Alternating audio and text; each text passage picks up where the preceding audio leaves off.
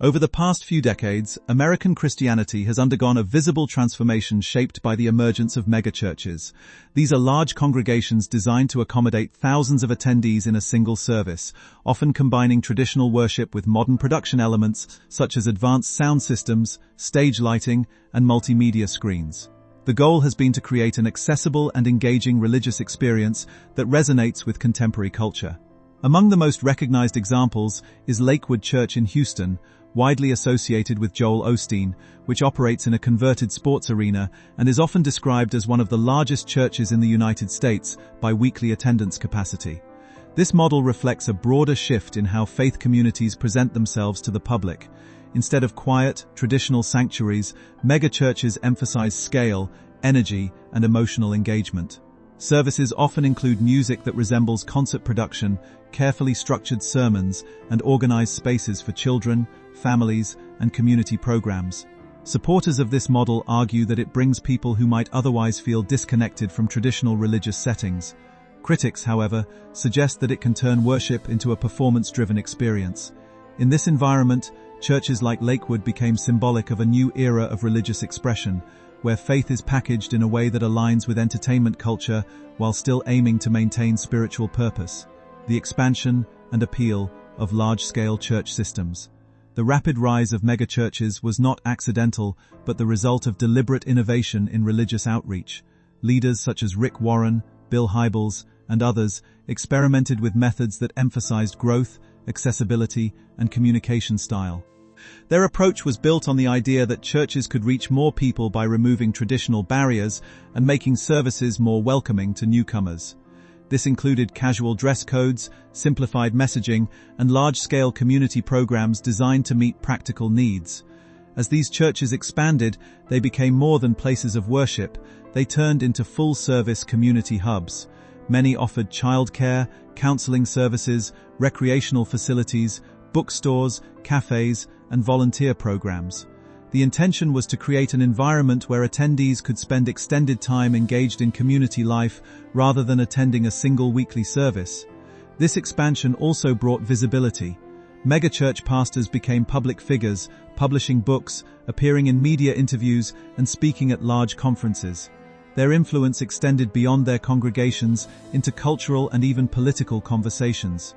However, as these systems grew larger and more complex, questions began to emerge about whether scale alone could sustain meaningful spiritual depth over time. Early warning signs and questions of spiritual depth. Even during periods of rapid growth, some church leaders began to notice a disconnect between attendance numbers and personal spiritual transformation. One of the most cited examples comes from internal research conducted at Willow Creek Community Church under Bill Hybels. The study reportedly revealed that while many attendees were actively participating in services and programs, a significant number did not feel they were experiencing deep spiritual growth. This finding raised an important question. Were people being spiritually formed, or simply attending structured events? Many participants described their involvement as routine rather than transformative. They attended services, joined groups, and volunteered, but still felt a sense of stagnation in their personal faith journeys. This created concern among leadership because it suggested that the church experience, while engaging, might be fostering dependence on the institution rather than encouraging independent spiritual development. Leaders openly acknowledged these concerns, which was uncommon in such large organizations. However, rather than slowing growth, these reflections often led to further refinement of programming and communication strategies aimed at maintaining engagement and attendance. The shift toward consumer-oriented faith experiences. As megachurches continued to evolve, critics began to describe a cultural shift toward what some call consumer Christianity. In this model, church attendance begins to resemble participation in a service economy, where individuals evaluate their experience based on personal satisfaction. Worship style, sermon delivery, music quality, and overall atmosphere all become factors in whether attendees return. This does not necessarily mean that spiritual intent disappears, but it does suggest a reorientation of expectations. Faith experiences may become more focused on emotional uplift and personal encouragement rather than doctrinal depth or communal accountability. Messages often emphasize hope, motivation, and personal breakthrough, which can be appealing but may also avoid more challenging theological discussions. Supporters argue that this approach helps make religion more accessible to modern audiences who might otherwise feel alienated. Critics, however, suggest that it risks reducing faith to a form of self-help experience. Over time, this tension raises questions about whether emotional engagement alone is sufficient to sustain long-term spiritual commitment, or whether deeper structures of community and discipline are necessary. The pandemic disruption and sudden structural break. A major turning point for many churches came in 2020 during the global COVID-19 pandemic. Public gatherings were restricted, forcing churches worldwide to close physical locations and transition rapidly to online services. For megachurches, which rely heavily on large in-person gatherings and shared energy, this shift represented a significant disruption. Initially, many leaders expected this to be a temporary adjustment. Services were streamed online, sermons were recorded, and virtual communities were formed. However, as months passed, patterns of attendance and engagement began to change. Some individuals adapted comfortably to online participation, while others gradually disengaged from regular attendance altogether.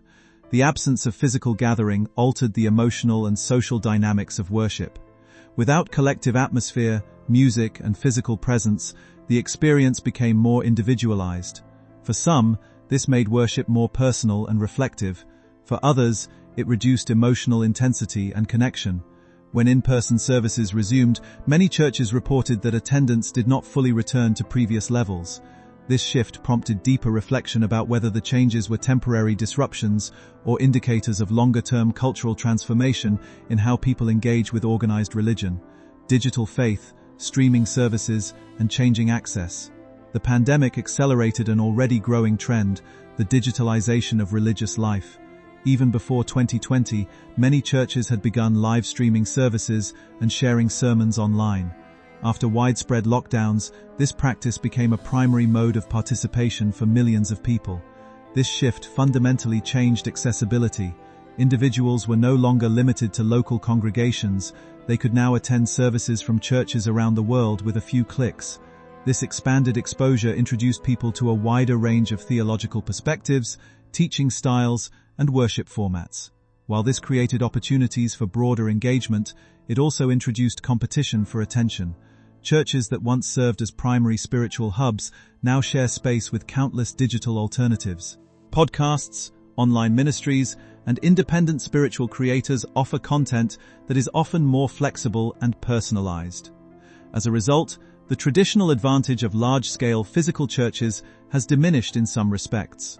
The question many institutions now face is how to maintain meaningful connection in an environment where spiritual content is abundant, easily accessible, and no longer tied to physical attendance. Public perception and changing narratives. Around Joel Osteen's church, discussions about Lakewood Church and Joel Osteen often reflect broader debates about megachurch culture rather than verified claims of attendance collapse.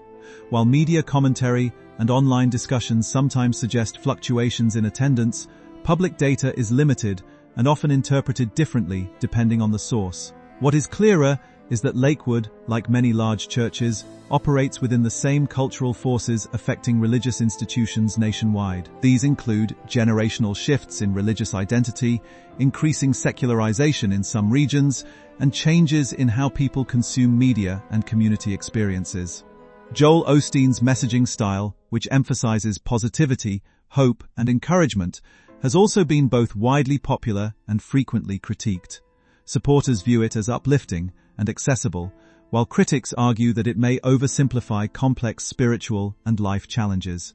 In this context, discussions about decline often reflect broader anxieties about the future of institutional religion rather than a single organization's performance.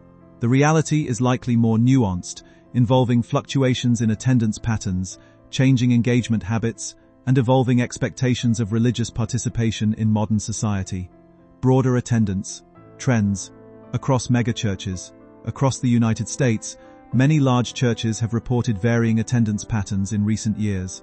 Some have experienced declines, others have stabilized, and some have shifted toward hybrid models, combining in-person and online participation. These trends are influenced by multiple factors, including demographic changes, cultural attitudes toward religion, and generational differences in community engagement.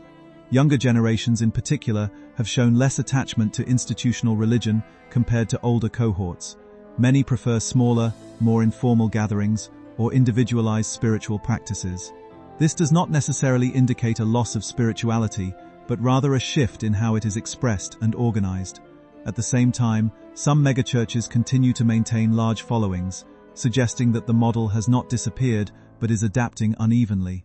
The variation between churches highlights that outcomes depend heavily on leadership style, community engagement, location, and adaptability to cultural change. Overall, the trend is less about uniform decline and more about fragmentation and diversification of religious participation. The once dominant model of large Sunday gatherings is now one of many options rather than the central structure of religious life. Criticisms, cultural pressure, and internal challenges. Megachurches also face ongoing criticism related to their structure and messaging style. Some observers argue that large-scale religious environments can unintentionally prioritize performance over depth. High production values, emotionally driven services, and simplified messaging may create an engaging experience, but can also raise concerns about long-term spiritual formation. Another commonly discussed issue is the challenge of maintaining genuine community in large congregations. When thousands of people attend a single service, it becomes difficult to foster close personal relationships or ensure individual pastoral care. This can lead to feelings of anonymity among attendees, even within highly active church environments. There is also internal pressure on leadership to continuously innovate in order to retain engagement. This can create a cycle where churches feel compelled to enhance services, programs, and outreach efforts to maintain attendance levels. Over time, this pressure can strain organizational focus and shift attention toward growth metrics rather than spiritual development.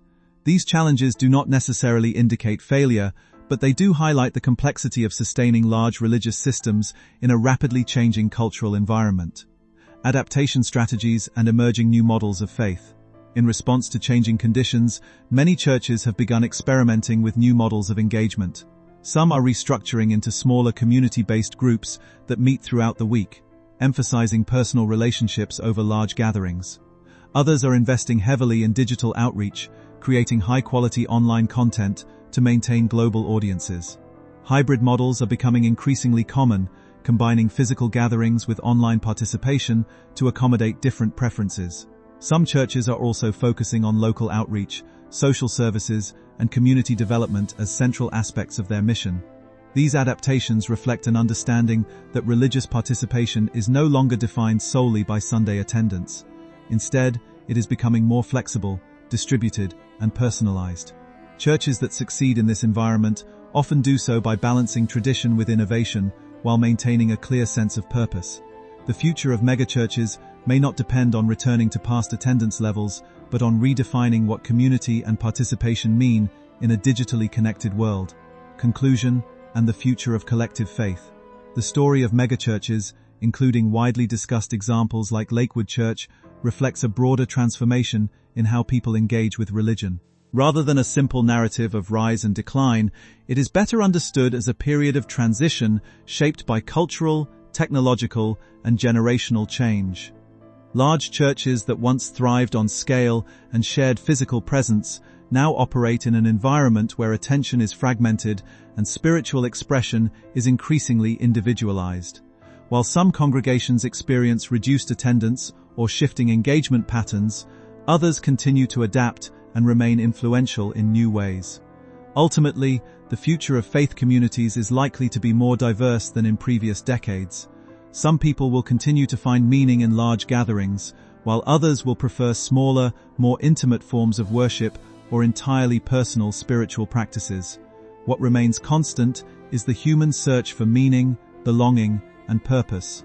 The form this takes may continue to change, but the underlying need persists. The evolution of megachurches is therefore not simply a story about institutions, but about how communities adapt when culture itself begins to redefine connection, belief, and participation.